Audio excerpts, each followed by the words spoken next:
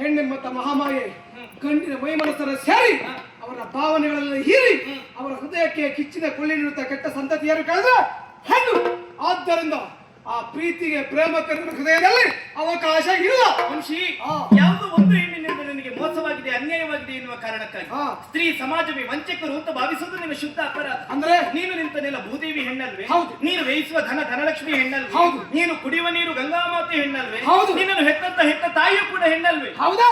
ಅವಳಿಂದ ಯಾವ ವಂಚನೆಯಾಗ್ಲಿ, ಅನ್ಯಾಯವಾಗ್ಲಿ, ಮೋಸವಾಗ್ಲಿ ನಿನಗಾಗಿದ್ಯಾ? ಹೆತ್ತ ತಾಯಿ ಯಾವ ಮಕ್ಕಳ ಕುರಿತಾಗಿ ಕೆಟ್ಟತನ ಮಾಡುವುದಿಲ್ಲ. ಹೊತ್ತಂತ ಭೂಮಿ ಒಳ್ಳೆಯವರಿಗೆ ಜನ್ಮ ಕೊಡ್ತಾಳೆ, ಕೆಟ್ಟವರಿಗೆ ಜನ್ಮ ಕೊಡ್ತಾಳೆ. ವ್ಯಯ ಮಾಡುತ್ತ ದನ ಒಳ್ಳೆಯವರನ್ನು ಸೇರಿಕೊಳ್ತಾಳೆ, ಕೆಟ್ಟವರನ್ನು ಸೇರಿಕೊಳ್ತಾಳೆ. ಅದೇ ಕುಡಿಯುತ್ತ ಗಂಗಾಜಲ ಹೋಗುತ್ತಾ ಪ್ರಾಣವನ್ನು ಉಳಿಸ್ತದೆ ಬಿಟ್ಟರೆ ಪ್ರಾಣ ತೆಗೆಯುವುದಿಲ್ಲ. ಈ ಕೆಟ್ಟ ಸಂತತಿಗಳು ಹಾಗಲ್ಲ. ತಮ್ಮದಾದಂತಹ ಬದುಕಿನ ಆಸೆಯನ್ನು ತೀರಿಸಿಕೊಳ್ಳಕ್ಕೆ ಬೇಕಾಗಿ ತಮ್ಮದಾದಂತಹ ಪ್ರೀತಿ ಪ್ರೇಮದ ಭಾಷಕ್ಕೆ ಗಂಡು ಮಕ್ಕಳನ್ನು ಸೆಳೆದುಕೊಂಡು ಅವರ ಮಾನಸಿಕವಾದ ಚಿತ್ರಹಿಂಸೆಯನ್ನು ಅನುಭವಿಸಿ ಆಮೇಲೆ ಅವರನ್ನು ಒಬ್ಬಂಟಿಯಾಗಿ ಬಿಟ್ಟು ರೆಕ್ಕೆ ಹಾರಿ ಹೋಗುತ್ತಾ ಹಕ್ಕಿ ಹಾಗೆ ಸ್ವಚ್ಛಂದವಾಗಿ ಹಾರಿ ಹೋಗ್ತಾರೆ.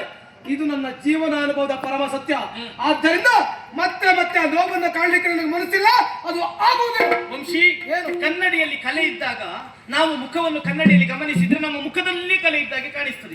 ಅಯ್ಯೋ, ಮುಖದಲ್ಲಿ ಕಲೆ ಉಂಟು ಅಂತ ಮುಖ ತೊಳೆಯುವುದಲ್ಲ, ತೊಳೆಯಬೇಕದ್ದು ಕನ್ನಡಿಯ ಕಲೆಯನ್ನು. ನಿನ್ನ ಕಣ್ಣೆಂಬ ಕನ್ನಡಿಯಲ್ಲಿ ದೋಷ ಉಂಟು, ಹಾಗಾಗಿ ಹೆಣ್ಣು ಮಕ್ಕಳೆಲ್ಲ ಕೆಟ್ಟವರು ಅಂತ ನಿನಗೆ ಅನ್ನಿಸ್ತದೆ.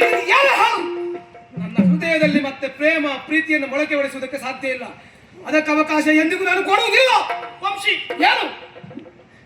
ನಾನು ನಿನ್ನನ್ನು ಪ್ರಾಮಾಣಿಕವಾಗಿ ಪ್ರೀತಿಸ್ತಾ ಇದ್ದೇನೆ. ನೀನು ನನ್ನನ್ನು ಪ್ರಾಮಾಣಿಕವಾಗಿ ಪ್ರೀತಿಸುವುದೇ ಸತ್ಯವೇ ಹೋಗುತ್ತಾನೆ. ನಿನ್ನ ನಿಜವಾದಂತ ಪ್ರೇಮವನ್ನು ನಾನು ಪರೀಕ್ಷೆ ಮಾಡಬೇಕು. ಆ ಪರೀಕ್ಷೆಗೆ ಸಿದ್ಧ ನೋಡೋಣ.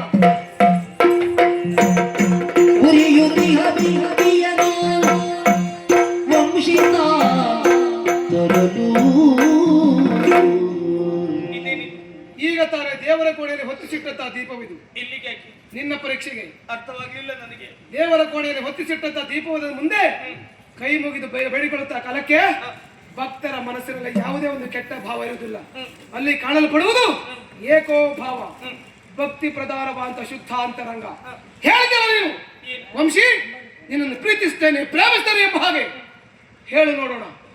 ನಿನ್ನ ಮೈ ಮನಸ್ಸೆಲ್ಲವೂ ಸಹ ವಂಶೀಯ ಕುರಿತಾಗಿ ಪ್ರಾಮಾಣಿಕವಾಗಿ ನೀನು ಪ್ರೇಮಿಸುವುದು ಸತ್ಯವೇ ಹೌದು ಅಂತಾದ್ರೆ ದೇವರ ಕೋಣೆಯಿಂದ ತನ್ನಂತ ದೀಪವನ್ನು ಮುಟ್ಟಿ ಆಳ ಮಾಡಿ